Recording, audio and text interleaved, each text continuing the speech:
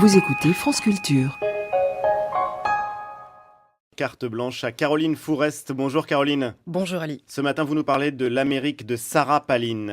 Le choix de Sarah Palin confirme ce que tout le monde sait, mais minimise parfois. Le poids de la droite religieuse sur la vie politique américaine est tel qu'aucun candidat républicain, pas même John McCain, ne peut l'ignorer. 25% des Américains se disent conservateurs au niveau moral, entendez au niveau religieux, et donc aucun candidat républicain ne peut plus espérer gagner les primaires, ni visiblement le second tour, sans jurer de vouloir revenir sur ces maudits arrêts de la Cour suprême qui ont permis par exemple d'arrêter la prière dans les écoles publiques, de mettre fin au statut d'exemption fiscale des universités religieuses qui continuent à pratiquer la ségrégation, ou encore de légaliser le droit à l'avortement au niveau fédéral. McCain est bien placé pour le savoir, c'est en grande partie la droite religieuse qui lui a fait perdre les primaires de 2000 face à George Bush fils, alors que son rival adhérait sans état d'âme au fait d'interdire l'avortement, comme le prévoient désormais pratiquement toutes les plateformes républicaines. McCain, lui, avait mis un bémol en cas d'inceste ou de viol. Il avait surtout trébuché en avant qu'il laisserait sa fille avoir le choix d'avorter ou non, si elle tombait enceinte, en tout cas qu'ils en discuteraient. Cette seule hésitation avait déclenché une violente polémique dont McCain est sorti en lambeaux. Visiblement, la leçon a été retenue, comme en témoigne le choix de Sarah Palin, gouverneure d'Alaska, mais surtout, mélange idéal de droite religieuse pro-life et d'extrême droite antifédéraliste, l'incarnation même de cette Amérique profonde qui rêve de faire la loi une arme dans la main et la Bible dans l'autre.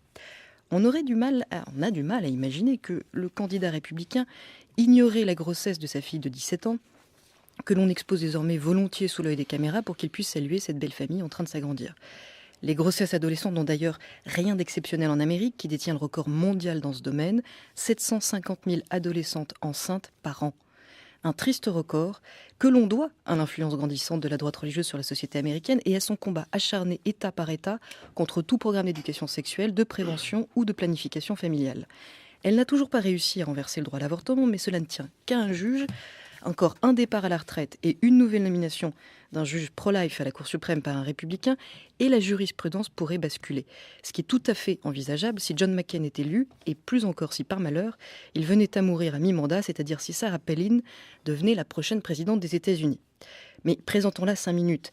Née catholique, elle s'est convertie au protestantisme évangélique avec ses parents. Membre de Feminists for Life, une organisation de féministes anti-féministes et anti-avortement, elle a évidemment participé à des opérations commando contre le droit d'avorter.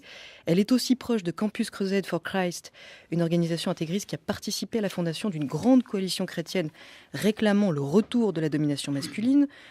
Comme toute bonne mère intégriste, elle milite pour qu'on enseigne le créationnisme à l'école et qu'on interdise certains livres dans les bibliothèques, mais ce n'est pas tout. Sarah Palin, qui aime les armes, chasse volontiers l'élan et représente à elle seule une menace pour l'ours blanc d'Alaska, participe volontiers au gala de la Joel Army, une secte religieuse qui prie pour l'arrivée imminente de l'Apocalypse annonçant le règne du Christ, ce qui n'est pas tout à fait rassurant en matière de politique étrangère. Elle porte une étoile de David autour du cou, comme beaucoup de chrétiens sionistes, mais attention aux faux amis, car comme tous les chrétiens sionistes, Sarah Palin croit au millénium, c'est-à-dire à ce jour béni de l'Apocalypse, où les Juifs retourneront à Jérusalem la moitié pour se convertir, au christianisme bien sûr, et l'autre moitié pour mourir. D'ailleurs, il y a quelques années, elle a voté Pat Buchanan, un extrémiste catholique qui n'est pas tout à fait sûr que la Shoah ait existé dans ces proportions. Bref, vous l'aurez compris, qu'elle élise le ticket Obama-Biden ou McCain-Palin, l'Amérique n'a pas fini de nous surprendre.